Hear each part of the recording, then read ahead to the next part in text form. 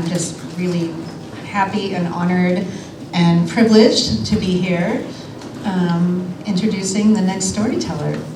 Now, this person is, I don't want to say too much about her, although I could go on and on about how amazing she is. I'm just going to say that this person is a leader everywhere she goes. And her name is Rebecca Ursule. Did I do all right?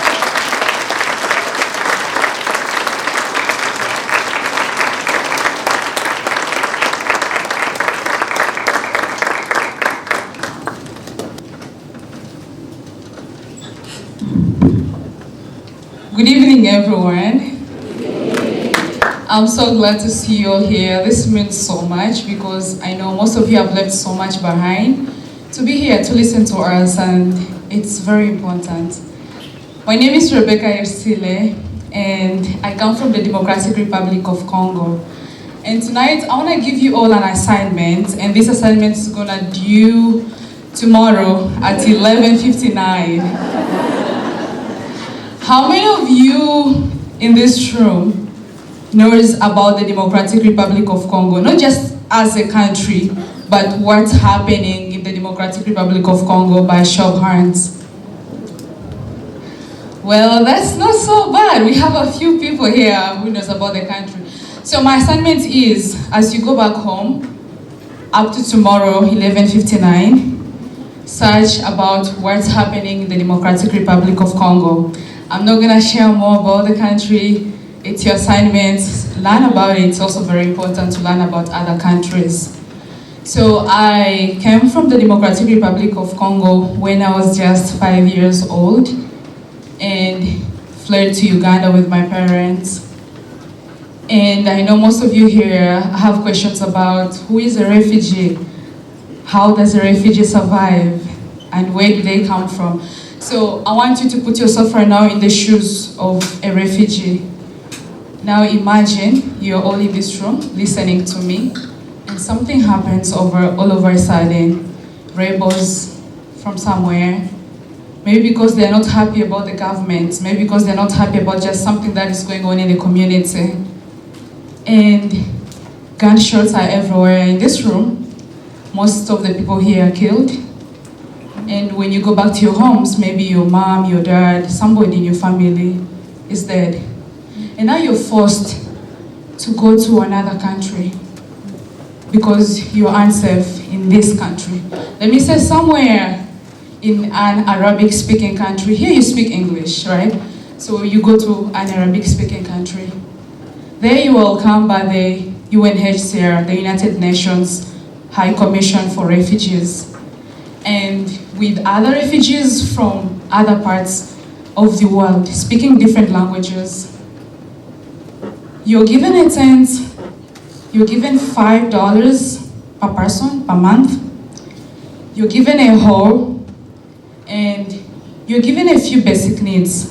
And you're taken in the middle of nowhere, in a land, in a forest, and you have to construct a house. If you've never done that, that's your problem. You have to survive. It doesn't matter what you're facing, it doesn't matter if you know how to do it or not, but you have to start a new life in this community with other people.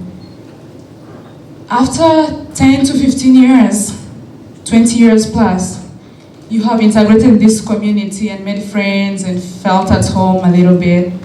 Now you're promised again a better home with opportunities, somewhere where you feel more safe.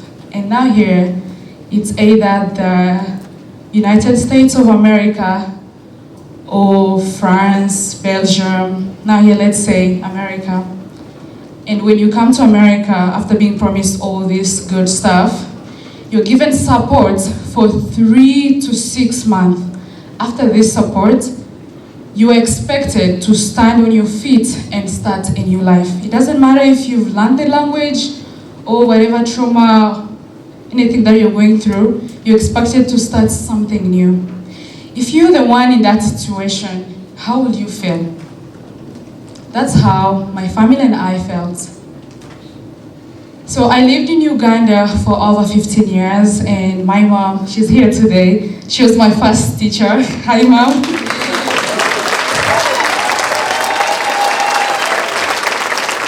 So my mom taught my siblings and I our first classes because schools were really very far away and we weren't able to start school at our early ages, but my mom became our first teacher.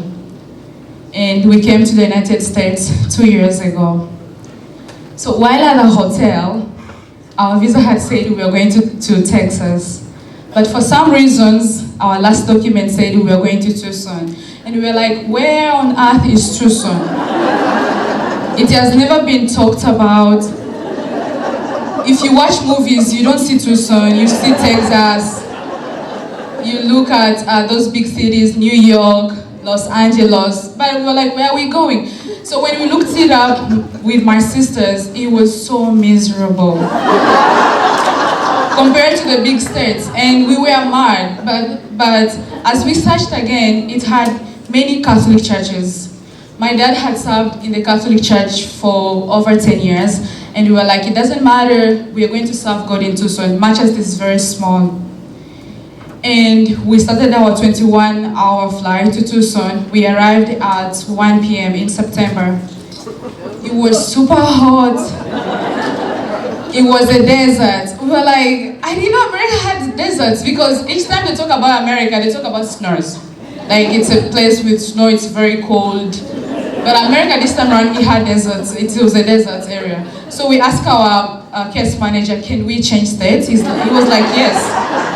You guys can, but you have to do it on your own now. You have to pay for your transportation, and we had just arrived. And my parents were like, no, we're not gonna change states. We're gonna live in Tucson because this is where God wants us to be, and we're gonna flourish here. And I remember one thing the case manager said, at the end of the road, there is God. So that really gave us more hope. The worst thing ever, we were taken to the end of 22nd Street. So if you've ever ride at the 22nd road at the end, towards the end. And it was 2 miles away from the city bars. We were just new, we didn't have any cars, we had no one. And it was really so bad for sure. But there were bicycles around, and so we asked the case manager, can we really use the bicycles around? And he was like, yes. So they had to bring someone, a woman named Miss Carey. She came over to assess the bicycles. And when we met her, all we talked about was school, our aspiration, our dreams, wanted to go to school because my parents had always cultivated that in us. And so that was one thing we're like, even if this place is very small, we have hope that we're gonna study and be a support to others. So this woman really became part of our family, and she was always there when we needed her. She came to our birthday parties. She helped me register at Pima Community College, where I took my GED exams and got my high school equivalency.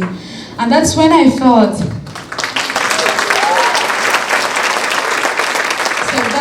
I felt that I belong to Tucson. Tucson is my home. And that's what most refugees always long for. Someone who is there, someone to show them the way. An organization as an umbrella, and a person as a bridge. Because of Miss Mary and one of the ladies, Miss Carey, I have now completed my 2 years undergraduate degree at Tucson Community College towards communications and liberal arts. And this fall semester, I'm going to be a senior here at the University of Arizona, doing political science with a focus on international affairs and a minor in marketing. I have also started 2 nonprofit organizations. One of which is Global One Voice Empowerment Network that will help and support the young people ages between 18 to 35. And the other one is Rehoboth Rescue Mission that will help to support refugees and other marginalized people all over the world. And I am also in the process of starting a caregiving institute. This is something that means so much to me.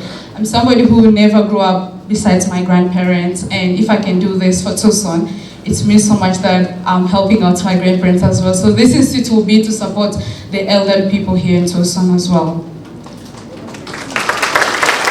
So today, I really want to urge you all to play a role in the lives of refugees and newcomers in your communities, big or small, it's very important because your kindness can be the difference between despair and hope. It can be the reason someone chooses to believe again, someone chooses to try again, someone chooses to do something that is greater than their past. And I want to leave you all with 3 takeaways as I go to sit down. Behind every refugee story is a human, and behind every statistic is a refugee with dreams, trauma, aspiration. And after all the inhuman experiences that refugees go through, all they need most of the time is someone who is there to show them a direction, someone to guide them, because they have dreams. They want to do great things for different communities. But if you're there to support them and show them the way, that really helps so much. Secondly, I want to urge you all that when you welcome someone, it's always more than words. It's always action. Let's always build communities where refugees don't just survive because of food and shelter, but thrive. Just like one of the Iskashitaa board member who is here with us today, Mr. Hana, who helped me navigate my school system here at the University of Arizona. Thank you all for listening, and I hope you don't forget your assignment. You can ask Siri, "Hi Siri, what's happening in the Democratic Republic of Congo?" And Siri will give you answers. Thank you so much for listening.